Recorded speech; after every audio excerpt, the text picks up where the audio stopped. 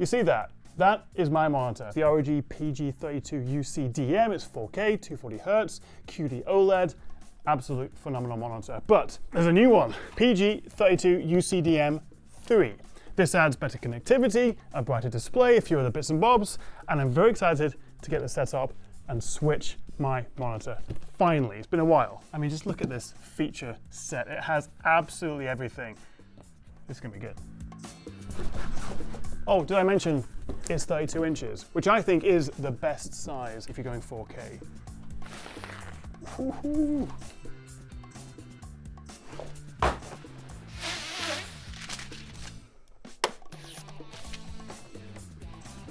One last thing. And look at that. Now we've got rid of the screen protector. This is doing such a good job at reducing that reflection, the glare from my studio light. My iPhone 17 Pro Max, which actually has a bit of an anti-reflective screen this year as well, you can see how that's picking up the studio light. This is doing a really good job.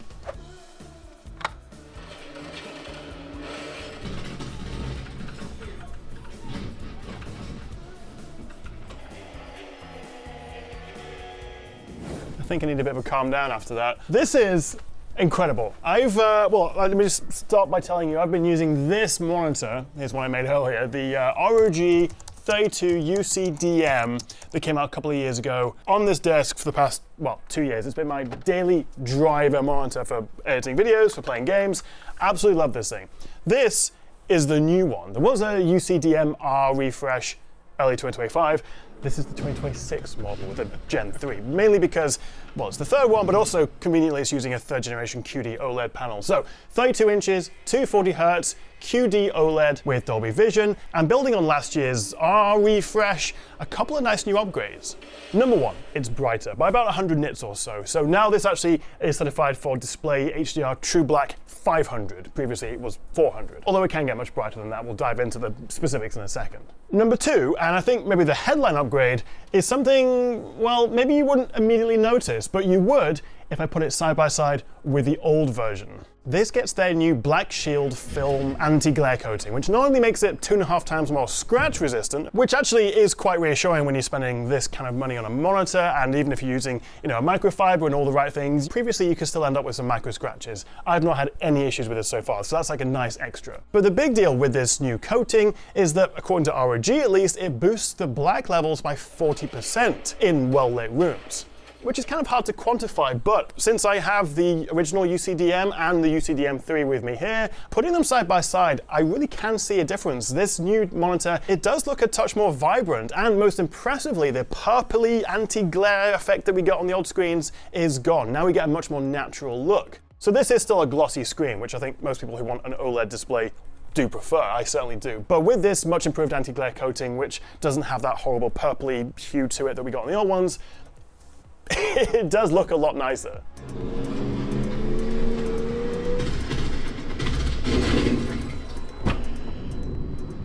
So it's brighter, the screen's more scratch resistant, we get slightly deeper observable black levels, and also less distracting glare, anti-glare. But as well as that, and this is just a small thing I noticed, it actually sits higher. So if I push the keyboard back and bring in, say, my 16-inch razor blade, now it sits perfectly in line with the bottom bezel of the monitor. The range of the height flexibility hasn't changed, but it just starts off from a 30mm higher point, which means at its highest level, you can now fit a 16-inch laptop underneath, which for someone who regularly uses a laptop with this monitor, that's actually a really nice quality of life improvement. Beyond that, this inherits all the UCDM-R's upgrades from last year, like display 2.1a with full speed UHBR20. So that's full 80 gigabits per second bandwidth for the display port, and also for the USB-C port with display out. So regardless of whether I'm hooking up to my desktop or my laptop, I can get 4K 240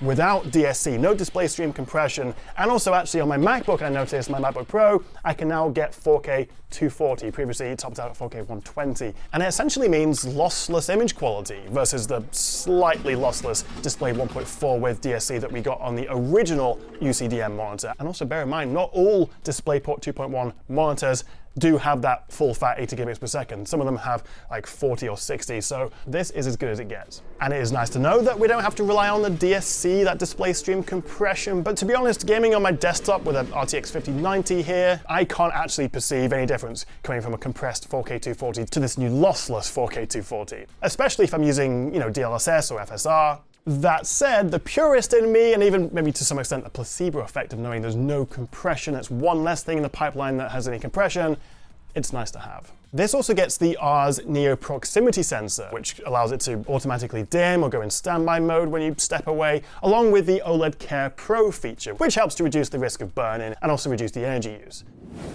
So we've got the power, a bunch of USB Type A's, 2 HDMI 2.1s, 1 DisplayPort 2.1A, USB-C that supports DisplayPort, great for plugging in your laptop and also charging your laptop, and a headphone jack. Very nice. Another nice quality of life upgrade is versus the original, just put that back down, it's still quite heavy, they've integrated the power supply. There's no separate power brick which we'll have to lay on your floor, so that's nice to have. And as I say, via the USB-C port, we're getting full 90-watt charging to my laptop or whatever peripheral without me having to reduce the screen brightness, which I previously had to. Beyond that, we get the same G-Sync compatibility, FreeSync Premium Pro, and Adaptive Sync VRR, checks all the boxes. Trouble is though, as nice as this is, the previous 2 versions of this were also very, very nice. And it's really only when you put them side by side can you see a bit of a difference. And that is mostly because of that new, was it nano black, true black, whatever it is, the new film coating on the front. And along with the extra 100 to 150 nits of brightness in both SDR and HDR, it may not be a night and day difference, but it is noticeably brighter and richer. So it's less distracting, it feels more color accurate, even if the actual color accuracy is pretty similar at 100% sRGB, 98% P3. It's a worthwhile improvement, but I would not say it's worth upgrading if you already own the original UCDM or the R refresh.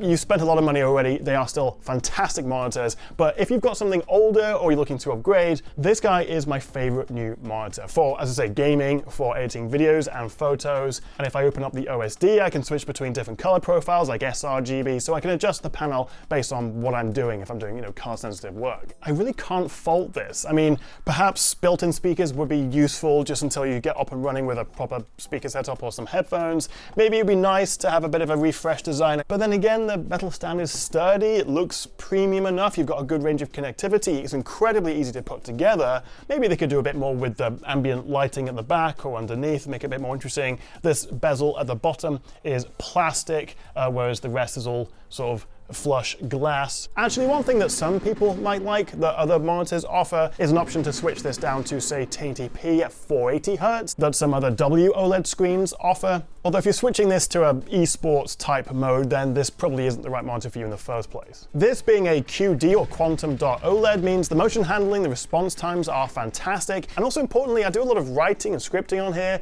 Text and fine detail looks crisp and sharp. There really isn't any fuzziness or chromatic aberrations that you got on some of the older models. Decent flexibility in terms of pivoting and tilting and height adjustment. Can't rotate though. You can't switch this to 90 degrees, which would be nice. And also the little joystick at the back here for controlling the on-screen display. Really easy to navigate. I actually appreciate they've made this a lot bigger than the older version, so it's easier to see. And as you'd expect, you've got tons of different options to play with here.